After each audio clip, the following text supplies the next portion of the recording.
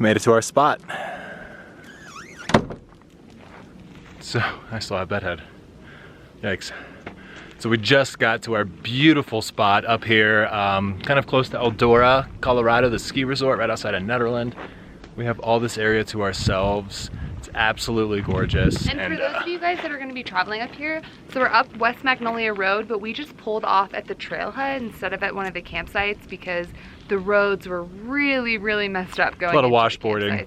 Real bad washboards. There were some that were probably like 5 inches deep. Feet. Yeah, exactly. Yeah, it was bad. So, but we're here, we're happy, we're gonna get full solar, and also we really need to take a shower because I've been wearing this shirt in like the last 2 videos. Yeah, so I think we're going to show you around and then take a shower. So, I'll show you around.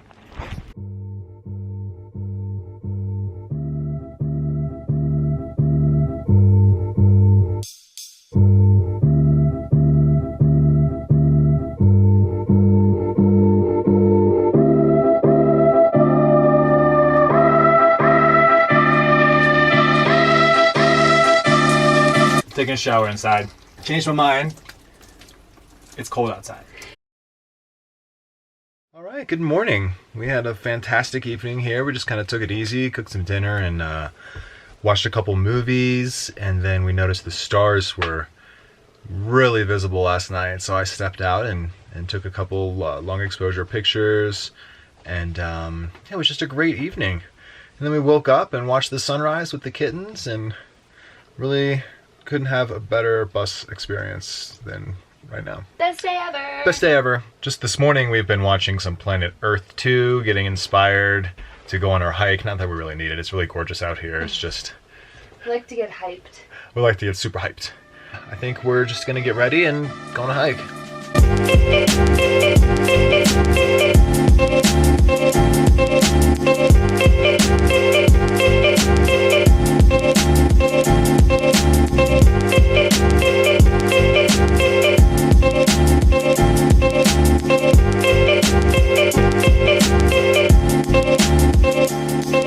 So beautiful. The town of Ned is right back there. We can like see into the town. I'll put it up over the B-roll. And it's pretty cool. This BLM land is like maybe 10-15 minutes max outside of town.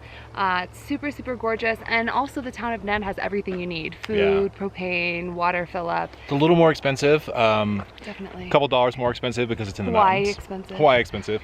Because it's in the mountains, of course. You have to pay to get it out there, but we just got up to the top of this mountain and realized that we could actually see where we just were, so we thought that was pretty cool. Yeah. And we also got a little nervous because we've heard a lot of different rumors, a lot of different talk about this not being a savory place and people's cars getting broken into when they're off hiking and stuff. So thank you. I believe it was Annie that sent me a message on Instagram like right before we pulled up into here, and I wasn't able to respond back because we lost service before I could. But yeah, she just said the same thing, that these are known for kind of more transient people, and that we even had another guy as soon as we pulled in warn us of the same thing, who was in a Sprinter van, of like, make sure you lock up your belongings. And of course with the bus we can lock things up, but with all of those windows in there it never feels 100% secure. And we did have kind of a weird experience last night where this transient looking fellow came up really close to the bus and was peering in, and you can't really see. Yeah, and said hello. You can't really see because of the tint, and we didn't respond back to him because it was kind of getting late. Sorry, it's windy. Yeah, we could tell that he was coming to check us out to make sure that, see if we were in there or not. So when we left, we left some music on in the bus. We put in our insulation radiant barrier into all the windows so that you can't see in. Obviously we made sure everything was locked up, and we're hoping that the music will deter anyone who comes up. But the bikes are still on the back too, and this is a big biking trail, so I figured they'd see the bikes and think, oh, there's people in there. Right.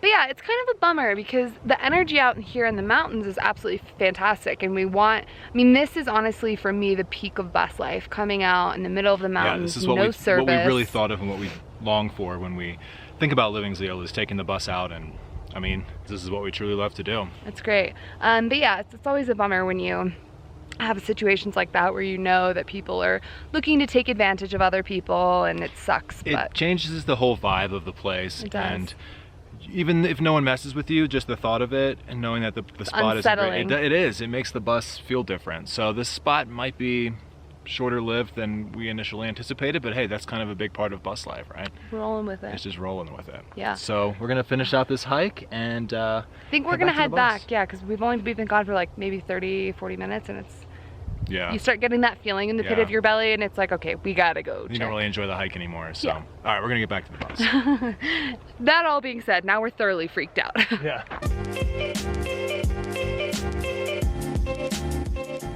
Everything's still in one piece in here, which is good.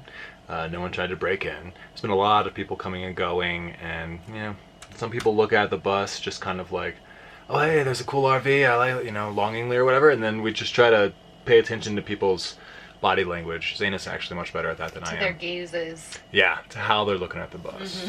I just want to talk to you guys about one thing about going off grid, because there's a big storm cloud rolling in right now, and all the sunshine's about to be gone here in just a second, and we're about to be trapped in the bus. Most people would see that as a bummer, but when we're off grid, we really, first off, we love the rain in the bus. It's fantastic. Absolutely. And secondly, it's more about just unplugging. Unplugging, like, figuratively, mind, body, and soul, and literally unplugging your devices and just kind of cozying up and just enjoying being away from all the rigmarole of enjoy being society. Together with no distractions too. Exactly. Like, if you just walk down the street, I did this the other day, I was just walking through Boulder and I kind of closed my eyes and just listened to all the noises, all the distractions. It was crazy. People's car radios and truck backing up and the beeping of that, and then like a jackhammer down the street and like dogs barking, and it's just like all this audio nonsense. And I feel like just getting out here and unplugging is just such a needed thing. I think more humans need to do this, and this is why people feel that. You can feel it like as soon as you come out here, that the difference between how much a city really pulls from and drains your energy, and how out here you just feel so recharged and alive. Yeah, really. You really do.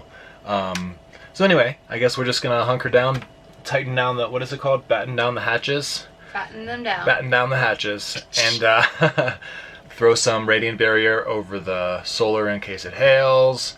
And then I think, what do we decide on? 51st Dates? I think so. We haven't watched that. Let's watch 51st Dates. We're gonna watch 51st Dates. I think it's probably gonna do it for this video too. Kind of a day in the life of getting off grid, a little bus life action for you. So don't forget to like, share, and subscribe, please. It really helps with our videos. YouTube pays a lot of attention to that. Also, there was a ton of B-roll, extra content. Zaina made the Patreon video, and I think she's gonna start making all the Patreon videos because she did a really great job at it. So if you're a patron, look forward to a really cool behind the scenes, deleted scenes video. I want to just add one thing in there. I want to start doing with Patreon videos. So for those of you that are patrons and have seen those, rather than just deleted scenes and bloopers and stuff, I want it to be more of like a structured video with like a talk from me and kind of stuff like that, where I can just, because I love to talk to the camera and I love to talk to you guys. So much gets cut out because the videos would be like half an hour long. Yeah, but I feel like that's a really good place for me to connect with people directly. So be excited to see our next Patreon video, because it's going to be a good one, and there's a link in the description box below if you're like, what the hell is Patreon? Go check it out. Alright guys, well, we will see you next video. Thanks for being there. Live zealously, people.